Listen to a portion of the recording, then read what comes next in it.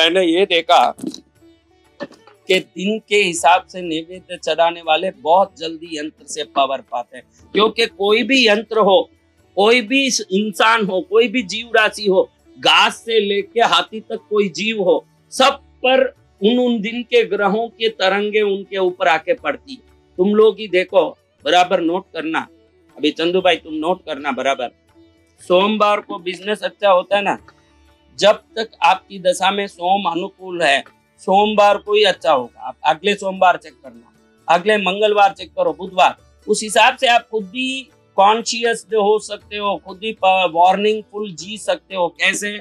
आपको मालूम पड़ जाएगा कि इस शनिवार को ये ग्राहक से मेरा झगड़ा हुआ, तो अगले शनिवार को खुद ही सावधान रहे तो झगड़ा ही नहीं होगा। हमारे भविष्य और भूत को आप हर दिन होने वाले जो घटना है उससे खुद ही जान सकते हो। देखो, आपके घर में गुरुवार को कोई मेहमान आया, देखना जब तक वो गुरु आप पर अनुकूल है, गुरुवार के दिन मित्रों का संगत, दोस्तों का संगत, रिश्तों का संगत, पार्टी में जाना, एंटरटेनमेंट करना, ये सब अपने आप होगा। अभी संडे में सब लोग बोलते हैं कि संडे में हम लोग एंजॉय करते हैं। मैं जानता हूं कि कई लोग बेचारे ऑफिस में काम करने वाले संडे को ही कपड़ा धोते हैं, बर्तन घिसते, सफाई भी करते हैं। तो जरूरी नहीं कि संडे सबके लिए एंटरटेनमेंट का दिन होगा, वो उनके ग्रह दशा के कारण ही होगा।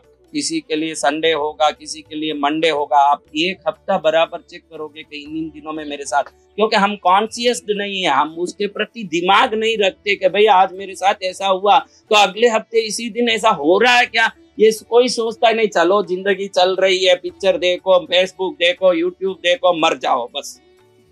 हाँ, थोड़ा अपनी जिंदगी के प्रति जागरूक रहना जरूरी है कि नहीं?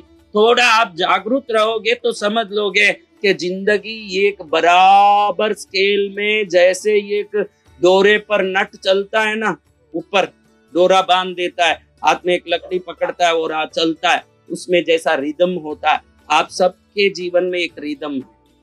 आप देखो, जिसको कुत्ता आ गया गाड़ी चलाते समय और नीचे गिर गया, तो उसको जिंदगी में 3-4 बार ऐसे होगा। एक गाड़ी चला रहा है, बीच में कुत्ता आ गया, नीचे गिर गया, उसके लाइफ में वो एक बार नहीं होगा, आप देख लेंगे। वैसे इंसिडेंट 4-5 बार होगा। वो अलाइनमेंट है। जिसके जिंदगी में पड़ोसी को गाड़ी से धक्का मार के उसको गिराने का होगा, वो 10 बार दूसरे को गिराए। और जिसके जिंदगी में नुकसान लिखा है, एक बार नुकसान नहीं होगा। आप किसी को पूछ लो वर्ल्ड में, वो बोलेगा मेरे 5 नुकसान हो गए, मेरे 7 नुकसान हो गए, मेरे 7 बार तकलीफ हो गई। और जो अवार्ड मेडल लेते हैं वो भी एक नहीं लेते। ये भी जो चेस में ले रहे हैं, ग्रैंड मास्टर का जो चेस में अवार्ड ले रहे हैं वर्ल्ड वाइड, ये तमिलनाडु के बच्चे 2500 अवार्ड ले रहे हैं। पाने वाला 2500 बार पाता है, खोने वाला 2500 बार खोता है। ये एक अलाइनमेंट है जो बराबर चलता ही रहता है, ये कभी खत्म नहीं होता।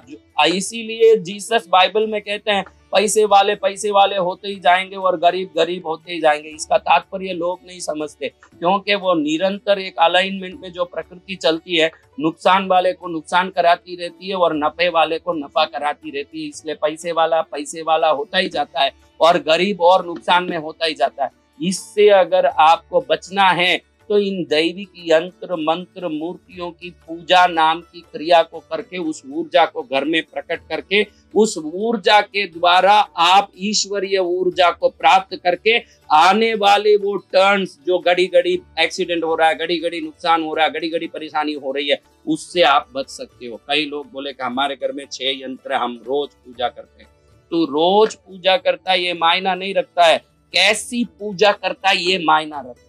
मैंने कहा जैसे चंदन की लकड़ी जिसके तुझे टिक्की लगानी पड़ेगी, सुगंधी फूल रोज चढ़ानी पड़ेगी, और जिस समय पूजा करता है वो टाइम भी मायना रखता है। देखो आप ध्यान रखो, हमारे साउथ इंडिया में तमिलनाडु, आंध्र, केरल, कर्नाटक, तेलंगाना, ये 5 स्टेट में कोई भी मंदिर 12 बजे बाद खुलता नहीं है दोपहर में, और वापस 4 बजे ही खुलेगा। ये सभी मंदिर 12 से 4 बंद रहते हैं, क्योंकि यहाँ के लोग अच्छी तरह जानते हैं कि 12 से 4 के अंदर जब बहुत ज्यादा धूप और कड़क ड्राइनेस रहता है, उस समय में 5 एलिमेंट एक समान अलाइन नहीं रहते हैं, खाली फायर एलिमेंट ज्यादा रहता है, यानी आपके यंत्र विसंगत हो जाता है। और लोगों को पूजा करना चाहिए सुबह 5 बजे के 8 बजे के अंदर, शाम को 5 बजे से 8 बजे के अंदर। आज आपने जिस टाइम पूजा की, अगले दिन बराबर उसी टाइम पूजा कर रहे हो, तो आप बराबर उसमें एनर्जी के साइकिल को मेंटेन कर रहे हो। अगर आप पूजा करते समय आगे पीछे कर रहे हो तो समझना कि आप पहले पावर डाल रहे हो, अगले दिन कम पावर डाल रहे हो, कभी पीछे डाल रहे हो, तो वो एनर्जी जो एवापोरेट होती है या एक्सपायर होती है, वो वापस जब तक नहीं आती है वो यंत्र खाली हो जाता है। तो वो खाली यंत्र वापस उस एनर्जी को लेने के बाद भी उस एनर्जी को अलाइन करने में कई दिन लगा देता है। खाली 4 घंटा आपने लेट पूजा किया, इसलिए आपके 4 घंटा लेट पूजा करने की एनर्जी 4 दिन बाद उसमें मेंटेन होती है।